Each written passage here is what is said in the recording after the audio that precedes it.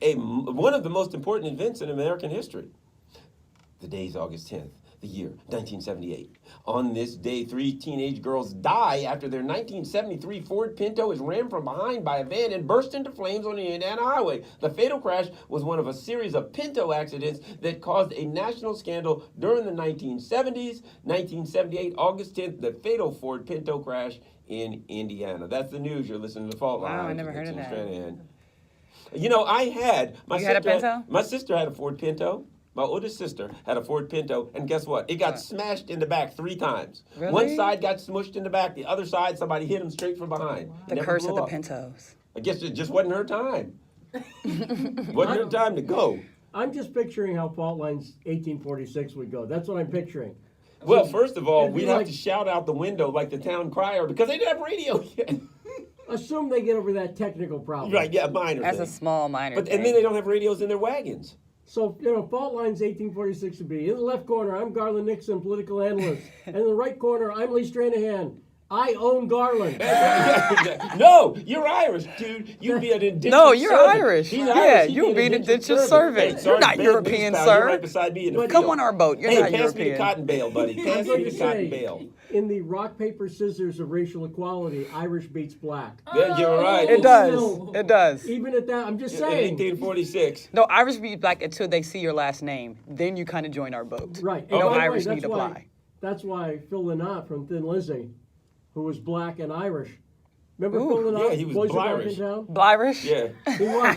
No, Phil He was Lynott. Blirish. Phil Lynott, one of the Thin Lizzy, one of my favorite bands. Phil Lynott, he had a big sort of natural. Yep. Remember Yeah, I Phil remember Lynott? him. I remember When him. Boys Are Back in Town, he died a few years ago of cancer. Brilliant guy, but Irish and black, Mm, and Blirish. had to deal with that. Yeah. He had a lot of adversities for him, eh? hmm Yeah. Well, he did. Galloway was telling me that too. When I met with Galloway in England, he was talking about what it was like growing up Irish in Scotland, and they hated him. Really? Wow. He said they would say, "Hey, the famine's over. You can leave now."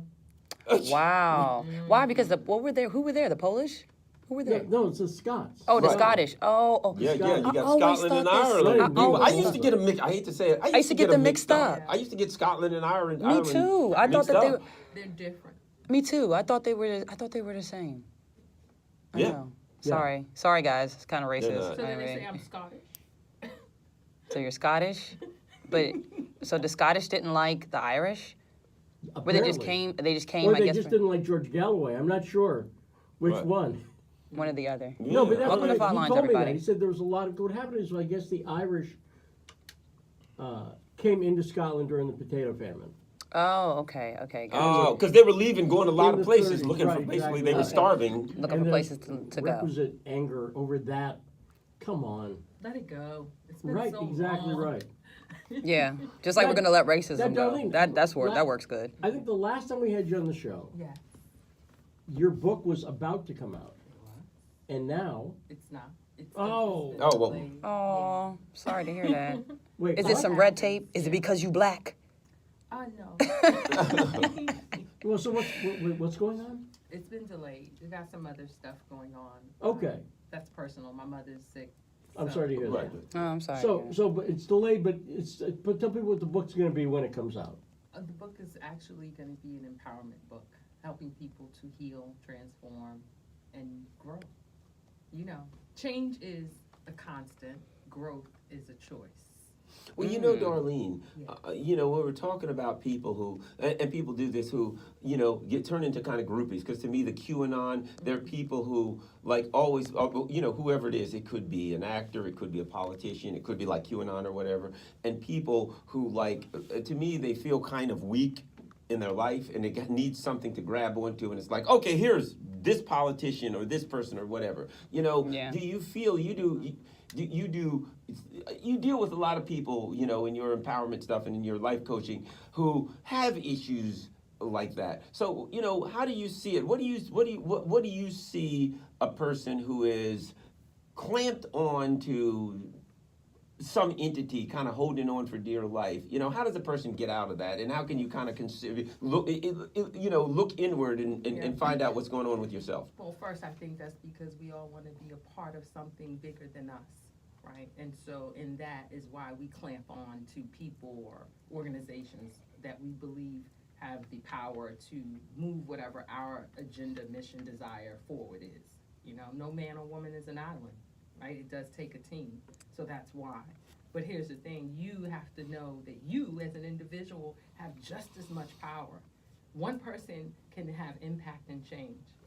Well, it's kind of like, you know, as an example, I'm not going to throw the name of the organization, but like near where I live, right? There was a church that had closed down just like about a mile from my house, and I looked, and it opened back up, and there was some like church group that I'd never heard of before, and I looked it up online, and I found that just because I was curious, because I'd never heard of that before, I saw the sign, and I learned that this group believed that some certain people had come back as the Messiah. You know, like you know how it is. Some guys come back as the Messiah, and now everybody's got to follow him or whatever. And then you see these other little groups where somebody comes along and they say, I'm the reincarnation of God, and they get a couple dozen people that like follow them in a compound somewhere, and they all end up, you know, drinking poison Kool-Aid or something like that. Cult style. Yeah, go ahead. And because, you know, we're like sheep.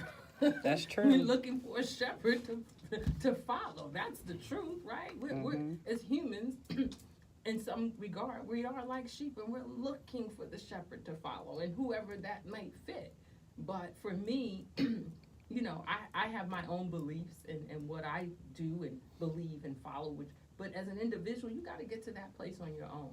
That's true. You know, you don't want to just be following any and everybody. Well, see, That's true. see, my question is too, because some people are mad at me because I'm harsh, but at what point does a belief become so stupid that I'm obliged to not say something? I'm really serious. I don't know. Well, I agree that everything should be questioned. See, I think that not questioning things keeps you like the sheep just following the shepherd blindly. Yeah, I think that's you true. you should, as an individual, question and challenge things of your own accord. As an individual, growing up in New York, I was taught a lot of things by my parents. And when you're a child, you just kind of believe because they're your parents. As I got older, I began to question some of those things. Some of the and it's like, things. hey, Right. they probably had good intentions, but Was just doesn't they were just passing that make down without the sense, merit, right? And so because I challenged it and I questioned it as an adult, I made some different decisions to do things differently. So You gotta question here's a yourself. question I have for you, Darlene. Yeah. Do you, in your line of business, do you have more males come to you or more females? So I'm just kind of curious about that. That's good. There's a lot of women that Okay. come to me. I also have men, and the men because they say, as a woman, you're just so honest. Like you tell the truth about how women are, and you know. We a hot mess sometimes. We really are. Truth. I know I am. Let me just put it out there, make it personal. I can be. Yeah, we all can be, you know. And I me. stress that. Yeah, right. I'm just Sure kind you of. are. I mean, just as a guy, woman. But just- so yeah, I do it. Women I'm married. do. I'm not saying anything. Yeah, I You know. got Go ahead stupid? and go home. I'm gonna say to you. Go ahead. Yeah, I see. She waiting on you with the dog. Well, he said I ain't saying nothing. That's right. That's right. I plead the fifth You either- on this one. Who was the singer? Was it Sly I like being Stone married. with the song "Talking Loud Ain't Saying Nothing"? Ooh, Oh yeah. Yeah. Wasn't that Sly Stone? "Talking Loud Ain't Saying I Nothing"? haven't that's a heard it. woman sometimes. Oh, That yeah, is. you know what? Oh, That's a I'm good just point. gonna say, you know, I'm a speaker. Okay. It's true. Okay, explain. Explain. I want to know that being a guy.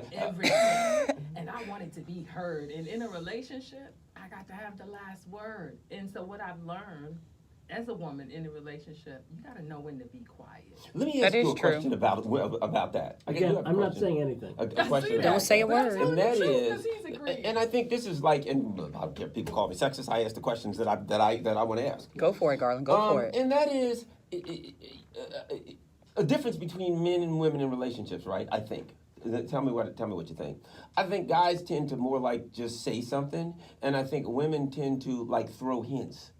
And like, you know what I mean? Tend to like, okay, you know, I want you to know what I'm doing. And they tend more to like if a woman wants to date, a guy's not taking her out as much. She'll like kind of throw a hint and Yeah, kind she of wait does. for him to She do it. does. Like she doesn't want to come out and say, you never take me Well, it out, depends doggone on it. the You ain't woman. taking me out anymore. A New Yorker would probably be like, listen, Right. you ain't take me out and I want nice things. So, Right. but If not, this frying pan's going right upside your pumpkin head. Yeah, Something you like got competition on your heels. You better act like you know. Yeah.